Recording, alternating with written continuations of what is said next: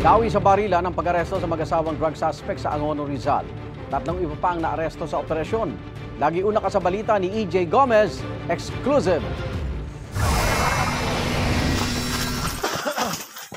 Sumugod ang ilang pulis sa paakyat na lugar na ito sa barangay Mahabang Parang sa Angono, Rizal noong Biyernes. Pakay nila ang mag-asawang drug suspects. Nang bigla na lang, nagbarila ng dalawang panig habang nagtatangka umanong tumakas ang 57 anyos na target na si alias Lolo. Alam namin na may baril, but syempre, as much as possible, gusto namin nahulihin na walang shootout na mangyari. But unfortunately, nag-draw ng baril itong si alias Lolo nung nahalata niya na parang nagsumenyas yung ating pulis. Tumakbo siyang bigla at paghabol sa kanya ng ating pulis, pinutukan niya. Sa gitna ng engkwentro, tinamaan sa braso ang lalaking target. Nung nakita ng ating kasama na pulis na nalaglag na yung baril na hawak ni Lolo, ay hindi niya na finalaw ng putok ulit. Agad na inaresto si alias Lolo. Inaresto kita ha sa pagbebenta ng pinagabawal na droga.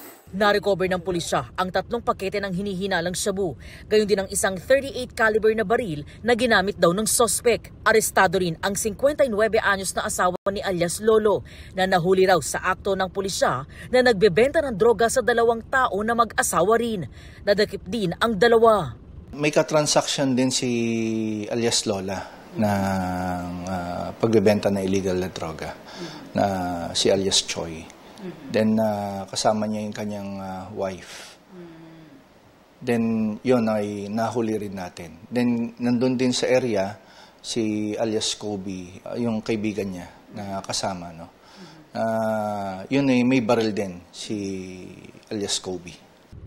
Nakumpiska ang isa pang 38 caliber na baril mula sa isa pang suspect na si alias Kobe, gayon din ang 2 pakete ng umano'y shabu. Lumalabas sa investigasyon na si alias Lolo ang leader umano ng grupong nagbabagsak ng ilegal na droga sa lugar. Itinanggi ng suspect ang paratang, pati ang nangyaring pamamaril. Itinuro lang daw siya ng kanyang kaaway sa lupa. Mali po yun, ma'am. Hindi po totoo yan. Hindi po ako nagbibenta ng droga. Hindi po ako nagpaputok, ma'am. Pinag-initan ako nila. Yan ang totoo. Sinabi na ako ay nagtitinda ng droga, ako ay may baril. Kaya siyempre naniwala naman ng mga pulis. Doon po ako inoperate yan. Nang tanungin naman kung bakit siya nagtangkang tumakas, sabi niya, tumalo na ako dahil ang pagkakaalam ko, kaaway, hindi mga pulis. Dahil kung alam kong pulis, ba't ako tatakbo? Hindi ako tatakbo dahil siyempre pulis yan. Tumangging magbigay ng pahayag ang kanyang asawa, gayon din ang iba pang arestadong suspect. Nakadetain sila sa custodial facility ng Angono Municipal Police Station. Maharap sila sa patong-patong na kasong paglabag sa Comprehensive Dangerous Drugs Act of 2002, illegal possession of firearms and ammunition, at paglabag sa Omnibus Election Code. Ito ang unang balita. EJ Gomez para sa GMA Integrated News. Igan, mauna ka sa mga balita, mag-subscribe na sa GMA Integrated News sa YouTube para sa iba't ibang ulat sa ating bansa.